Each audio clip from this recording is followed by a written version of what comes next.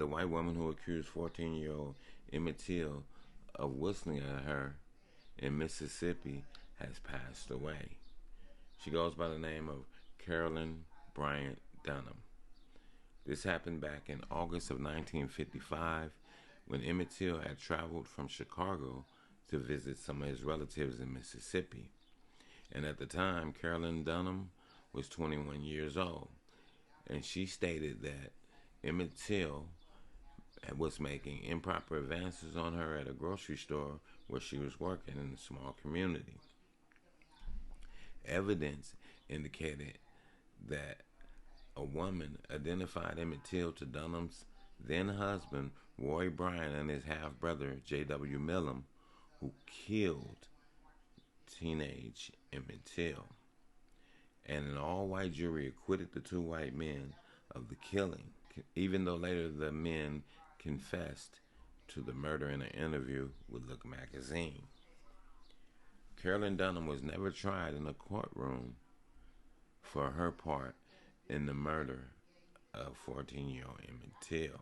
And she was the only one who could give the family closure for the loss of their 14-year-old child back in 1955, who was brutally lynched and murdered. Last year, President Joe Biden said that he was proud to sign the Emmett Till Anti-Lynching Act to make lynching a federal crime, but he never went back to get Carolyn Donham for her part in a lynching. She wrote a manifesto before she passed away, and it had contents of it in a 99-page manuscript titled "I Am More Than a Wolf." And in that manuscript, she said that she didn't think that this would happen to him after she told her story. So that right there is already an admission of guilt.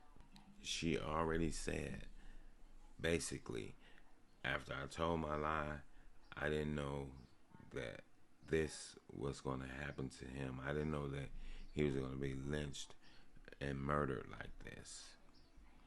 But he was.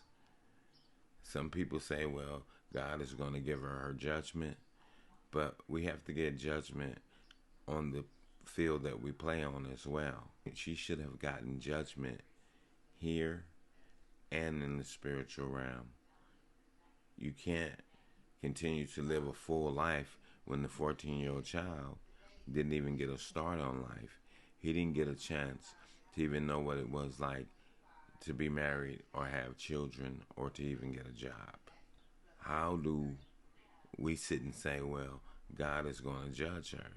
Yeah, he's going to judge her on that playing field. But in life, we play on two playing fields. We play on the spiritual playing field, and we play on the physical playing field. So that would be saying that I could get away with all the bad I want to do on the physical playing field, and nothing should happen to me, because God is going to deal with me on the spiritual playing field. That's not how it works. The way that it works is that we get judged on the physical playing field, and we're going to get judged on the spiritual playing field. You can't just get judged on the one you want to be judged on, which nobody would know the outcome of your judgment. So in my humble opinion, she was a part of the lynching and killing of a 14-year-old child, and she got away scot-free because she never was charged, even as a person, to be involved in it, because it was her words that caused this 14-year-old child to be brutally mutilated and thrown into a river in Mississippi. So we should have no remorse for a person like that when you were able to get away scot-free for the killing of a young child.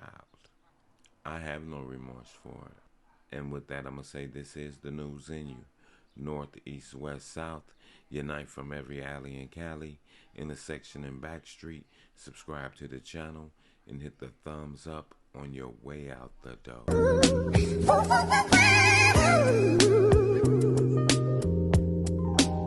Star child, I never see the sunshine like this. I never seen the moon glow like hey yo, I this. never Never seen